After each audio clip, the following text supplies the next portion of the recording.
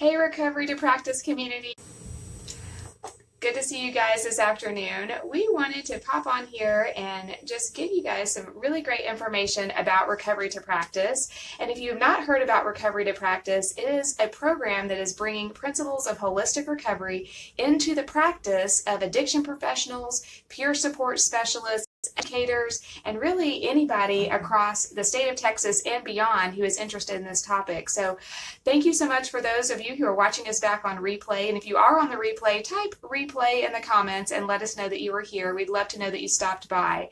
And if you are not already a part of our Recovery to Practice closed community here on Facebook, and you would love to be a part of that community, type RTP in the comments, Recovery to Practice, and we will show you the way about how to get into that community, because a lot of what we're going to be talking about today is just going to be kind of like the surface level, the bird's eye view, but we're going to dive deep and go a little bit more in depth on some of these topics we're talking about today inside of that closed community, and we would love to have you a part of that group. So I have a special guest with us today. This is Paula Heller-Garland, and she is one of our faculty here at UNT, and so I'm going to let her give you a little bit of, I didn't even tell you we were going to do this, but live. I'm going to let her just introduce herself, let you know who she is, and then we're going to talk a little bit about how you can get free training in the Recovery to Practice model.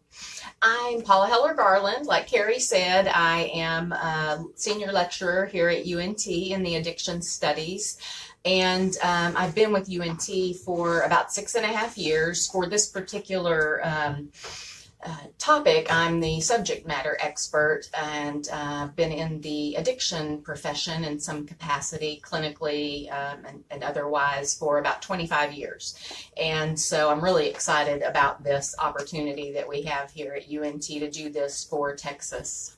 Yeah, this is an amazing opportunity. And in fact, a lot of you out there who are in the TAP organizations, the Texas Association for Addiction Professionals group, all of those 10 chapters across the state of Texas are going to get special RTP training in your area. If you think that's amazing, give us a wow across the screen. And if you're actually a TAP member, type TAP in the comments. We'd love to know how many of you out there are watching and following this page who are TAP members. I'm a TAP member. Yay! Okay, type TAP for Paula.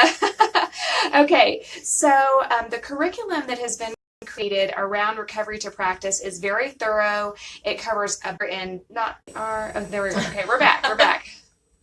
Okay, so what is this whole RTP curriculum?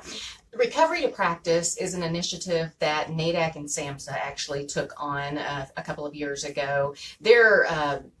Their bird's eye view of it was that we, as a group of addiction professionals, of people in recovery, of family members, of loved ones, of just the community, could do such a better job educating people and decreasing the stigma if we were all on the same page. So one of the things that they did was they determined a definition for recovery, and then from that sprung a lot of topics, a lot of curriculum that they developed.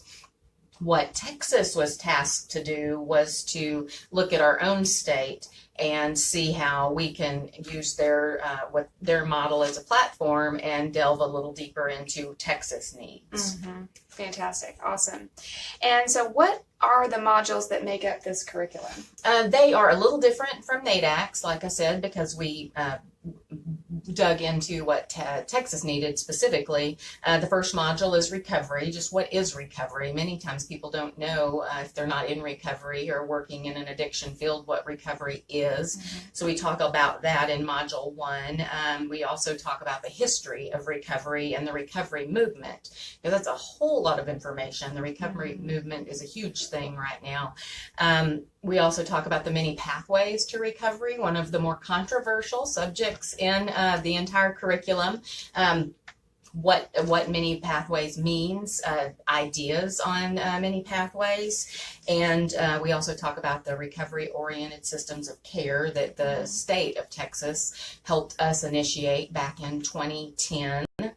And we talk about diverse populations in recovery. And what I mean by that is there's so many specialized areas. Someone may work in the criminal justice system. Someone may work in the LGBT community. Someone may work with people that have HIV and substance use disorder. There are so many diverse populations. We touch on those.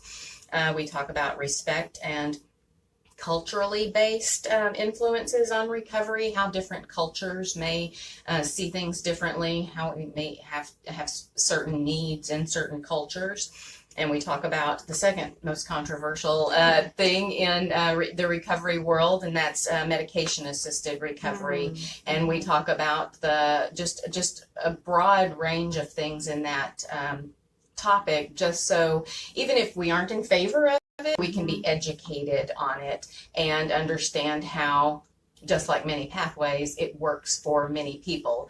It doesn't have to work for everyone, but it does work for many people. And then we talk about trauma. We're tasked in the state of Texas in drug and alcohol treatment centers, if we're licensed, to have at least a trauma-informed piece of care to our program, but we actually have some folks who are trauma specialists who give us some information in the trauma section of this about the reason that's so important and some tips and tools on how to do that in our practice. And then the final one is about relationships, recovery, and the family. Fantastic. If you feel like all of these topics are something you could stand to know a little bit more about and be extra trained in, give us some of these across the screen and let us know, because all of these are really important topics when it comes to working with someone who is in recovery and being well informed. And so all of these modules are going to be accessible to everybody. They'll be put out on the web. And tell us how people will be able to. Absolutely. There are going to be multiple ways, but first and foremost, if you're a professional that needs continuing education, we'll have those through our department here at UNT called UNT WISE. And we are, the end game of this is that we'll be teaching it in a course here at UNT. And our hope is that other people will want to teach it in their course, or at least pull from our modules. So we'll be giving for free, actually, the curriculum to educators who want to put this into some of their courses, community colleges who have the associate's degrees, universities that give 4-year degrees, people that do the 270 education hours, recovery high schools that want to get their students on track with understanding more about recovery or being advocates for recovery. Absolutely. And so a lot of different places will have access to this. It'll be on our website eventually, where you can download PDFs and PowerPoints. So a lot of just different ways that you can access the material. And inside of our Recovery to Practice community, we're going to be doing a really special thing for you guys over the next several months.